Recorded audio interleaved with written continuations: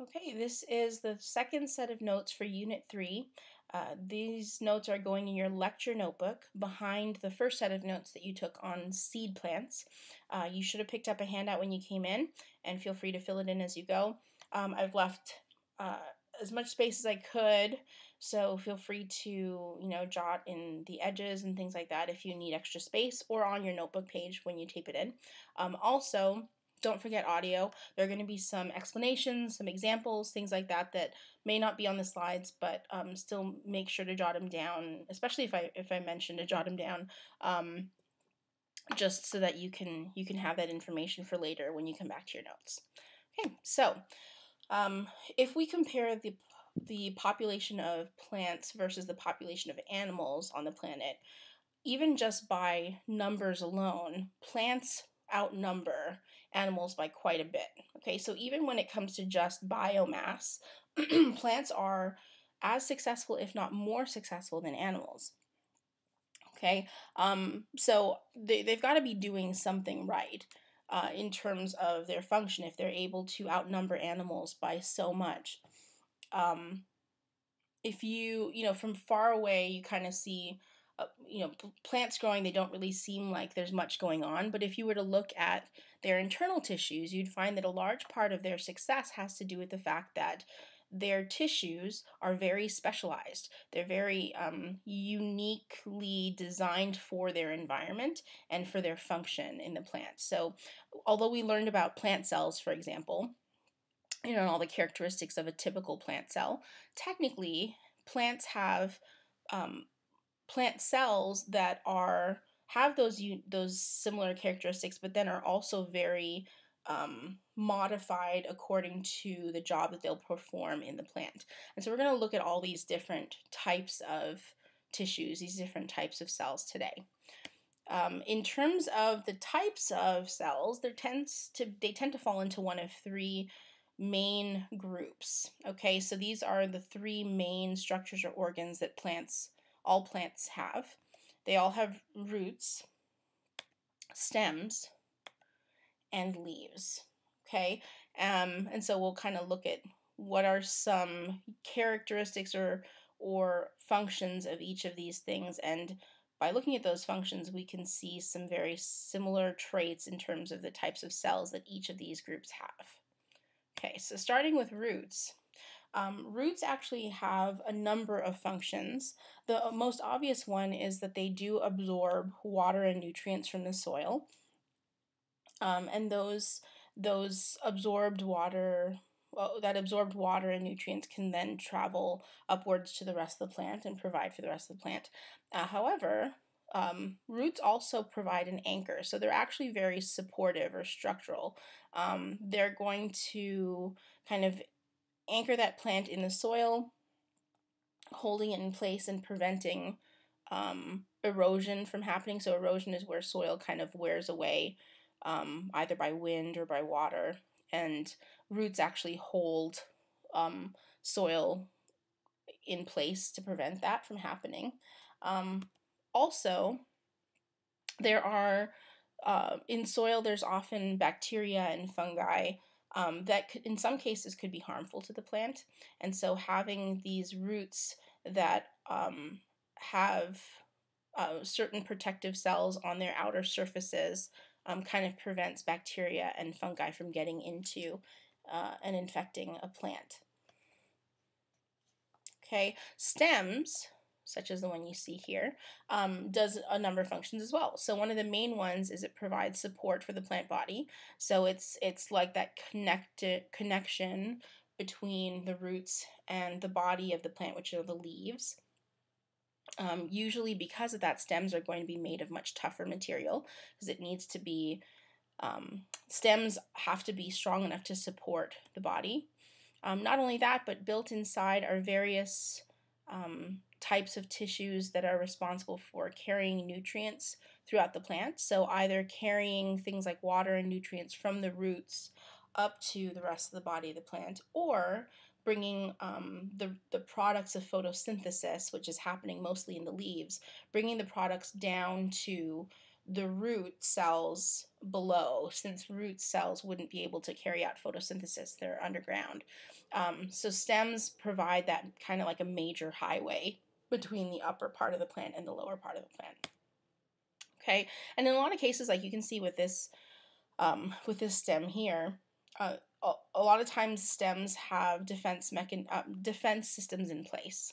So either things like thorns or other structural things to kind of prevent predators from chewing on the plant, or sometimes they have specialized cells that produce certain substances that can prevent like microbes from making the plant sick, or infection like that.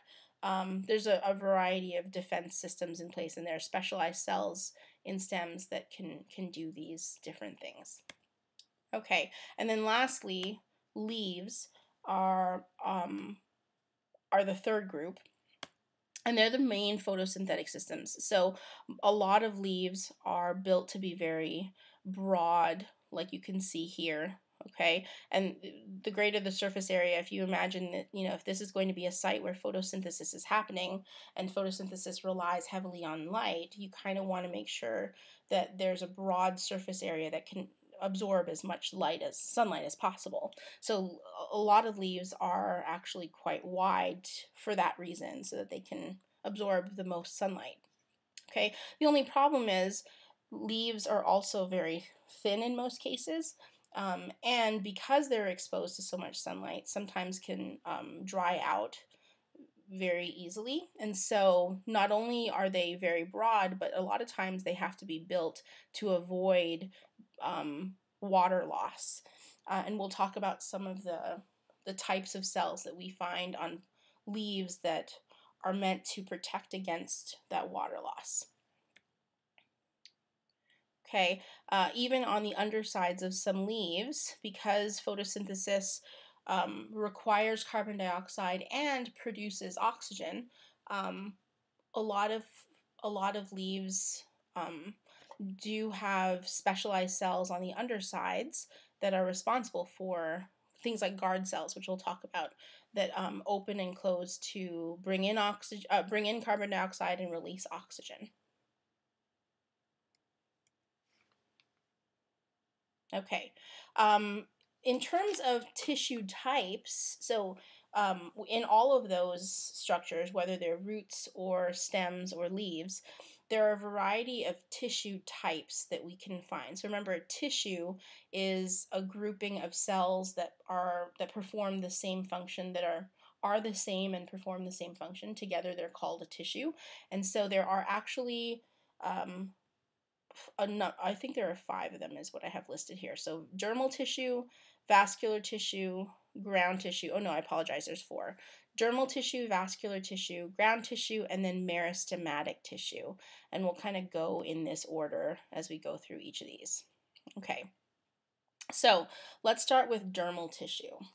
Okay. So dermal, if you think of like your skin as the epidermis, okay, dermal tissue is essentially like the skin tissue of a plant. So it's the outer covering cells, outer covering tissue. And a lot of times they form this single layer of cells on the outer surface of plants, whether it's leaves or stems or roots. It's about a single layer thick, and we usually call these epidermal cells. Okay, and so depending on whether we're looking at leaves or stems or roots, these dermal tissues, these epidermal cells might be customized, might be specialized for their function. Okay, for example, when it comes to leaves and stems, which are exposed to the air and to sunlight, that they might be susceptible to drying out. And so a lot of times those epidermal cells have this waxy coating on the outside called a cuticle. And so that actually prevents a lot of water from being lost to the atmosphere. Okay, other structures that we can probably see, like you can see in these diagrams here, this is actually a guard cell that's on the underside of a leaf. And so this is a cell that's in the in the dermal tissue that actually, like this opening right here opens and closes. These two, we'll learn about them in a different unit, but they open and shut to let in carbon dioxide and release oxygen. Okay, so for photosynthesis. Over here, we can actually see these are cells that are found in roots, and so of the some of the root cells actually, or the root epidermal cells, have little extensions of the cytoplasm. So you can actually see that this is all part of one cell, and the cell wall has actually kind of extended out, and this is an extension of the cytoplasm, and that increases surface area for that root hair so that it can absorb more water, more nutrients from the soil. So it's actually kind of customized for its job. Or these customizations are called specializations. Okay, and so that's it in terms of dermal tissue. Epidermal cells pretty much are the main type. In terms of vascular tissue, though, there are actually two main types. So we'll talk about them individually. Now, vascular tissue in general, its function, we learned before, is as a transport system. So bringing water and nutrients either throughout the cell, whether it's coming from the roots to the leaves or vice versa. Okay, and there are two main types. There's xylem, and then there's phloem.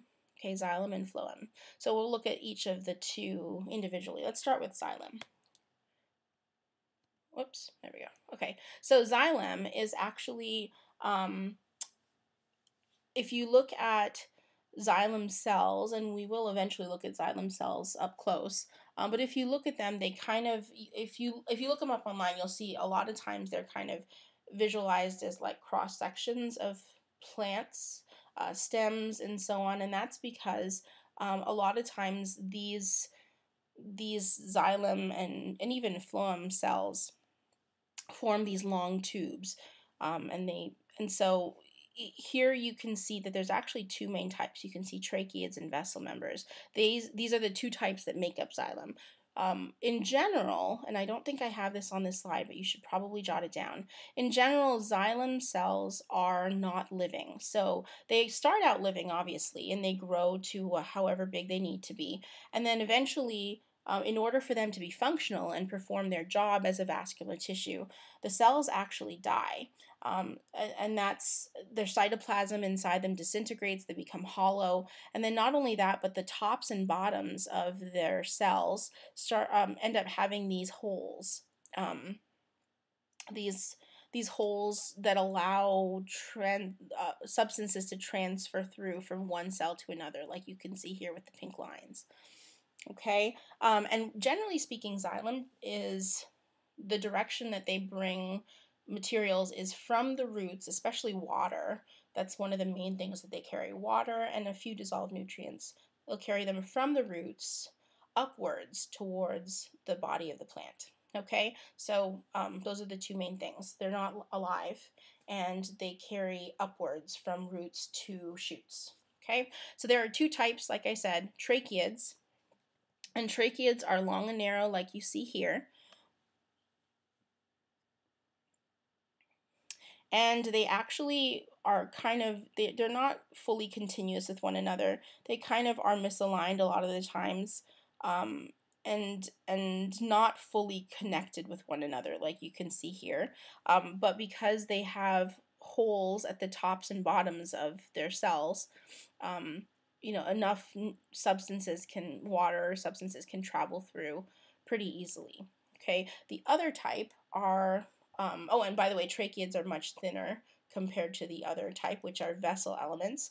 Vessel elements are wider, they provide a bigger channel for transferring water and so on. And then also, vessel members are more closely aligned to one another. They stack end on end pretty consistently and form like a continuous tube. Okay, and so both tracheids and vessel elements are part of xylem. Okay, phloem is the other type of vascular tissue, and before we even talk about what the two types of cells are, a couple things that you should jot on here. Phloem, unlike xylem, it remains alive as it's being used as a vascular tissue. Phloem is made up of living cells. These cells, however, are definitely modified because stuff still has to travel through these cells, and so if they're full of cytoplasm, full of lots of organelles, those things kind of get in the way.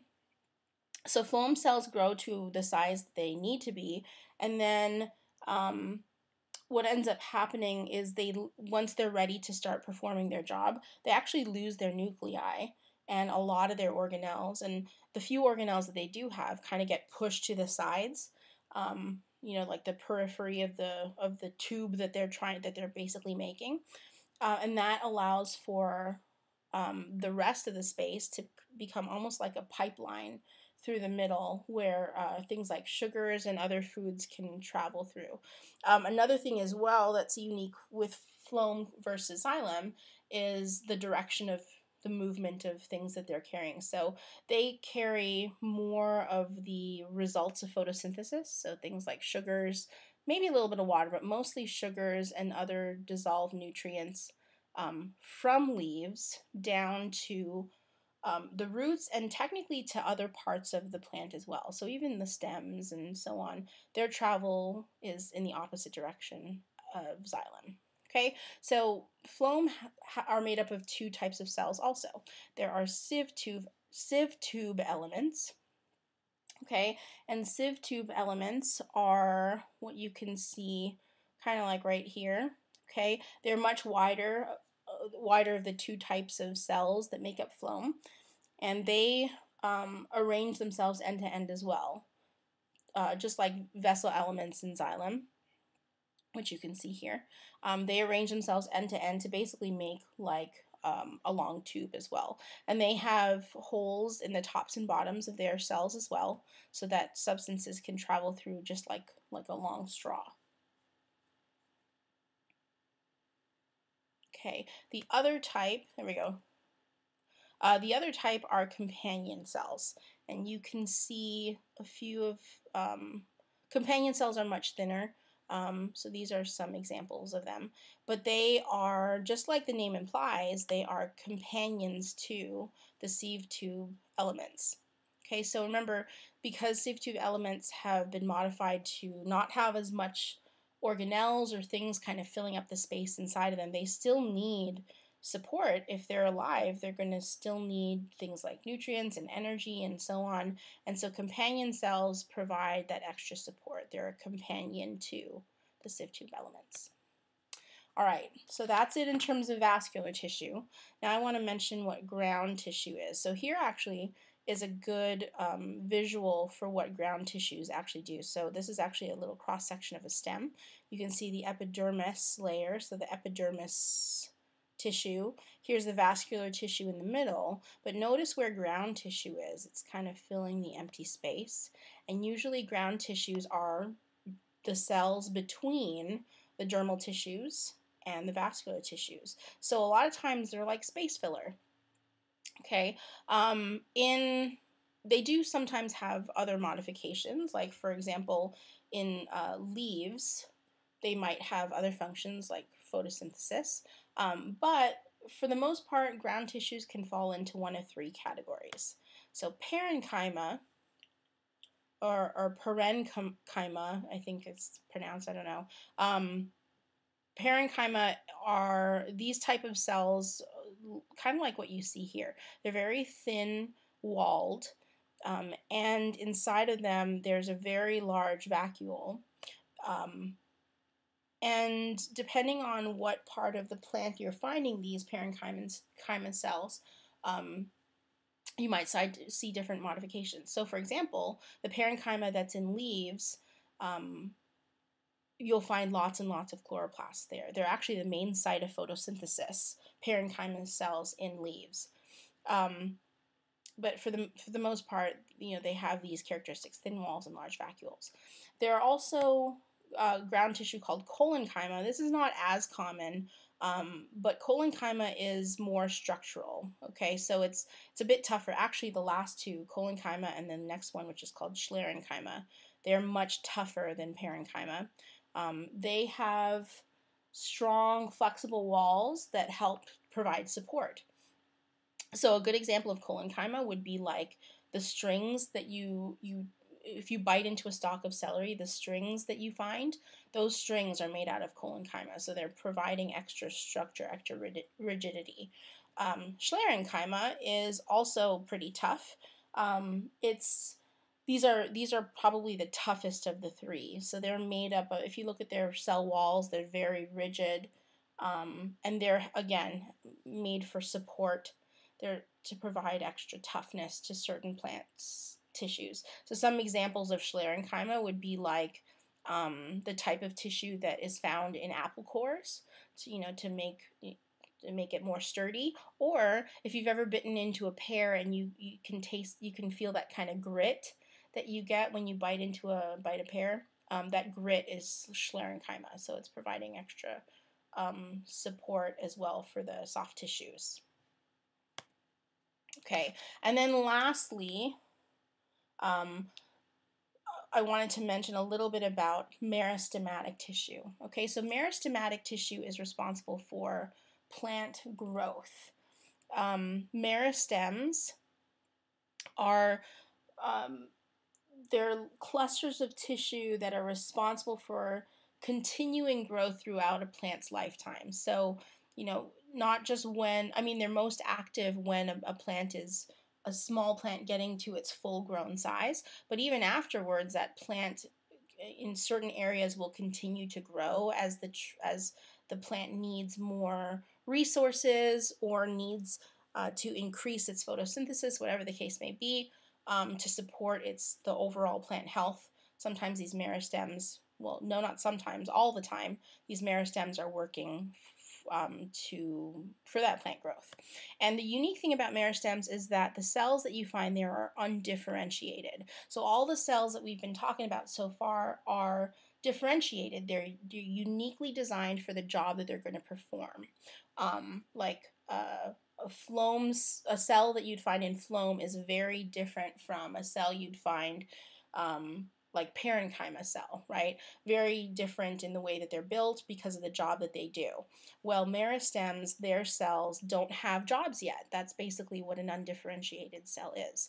And another thing as well is that when it comes to meristematic tissue, this is the only plant tissue that is going to produce new cells by mitosis. So just these undifferentiated cells are made, like many copies of them are made to allow for growth in that area. And then eventually those cells will become differentiated or customized, depending on what they're going to do.